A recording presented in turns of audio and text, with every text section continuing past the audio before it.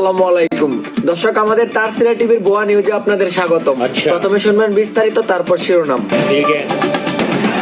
বর্তমানে বাংলাদেশের স্কুল শিক্ষার্থীরা শুক্র শনিবারে এক্সট্রা প্রাইভেসি ক্লাস করার পরেও 13 বিষয় ফেল করে বাংলাদেশের 70% ছাত্রীরা। এদেশের মেয়েরা এক্সট্রা ক্লাস করার কারণে তাদের জ্ঞান এত বৃদ্ধি পায় যে অতিরিক্ত জ্ঞানের লোড নিতে না পেরে তাদের ব্রেন পাশায় চলে যায়। আজিমপুর কবরস্থান থেকে আগত অটোপাস বিজ্ঞানীর চিঠির মাধ্যমে জানা যায় যে আগামীকালকে দেশে 304 থেকে সূর্য ওঠার সম্ভাবনা রয়েছে।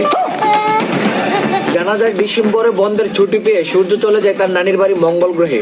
আরো জানা যায় সূর্যের অনুপস্থিতিতে এক সপ্তাহ ধরে গোসল করে না আপনার চ্যাট লিস্টের 3 নাম্বার ব্যক্তি। এদিকে জানা গেল বাংলাদেশের কিছু শয়তানের দল অর্থাৎ কাপড় ব্লগাররা এই প্রচন্ড শীতে তাদের বউদেরকে কাপড় খুলিয়ে নাচাচ্ছে শুধু ভিউ কামানোর আশায়, কিন্তু ভিউ নাই।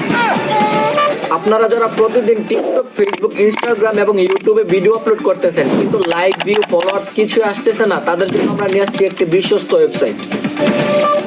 দ্রুত ডেলিভারি আর বিশ্বস্ত সার্ভিস নিতে চলুন, তাহলে দেরি কেন? আমাদের কমেন্ট বক্সে প্রিন্ট করা লিংকে অথবা তাদের দেওয়া হোয়াটসঅ্যাপ নাম্বারে সরাসরি যোগাযোগ করুন।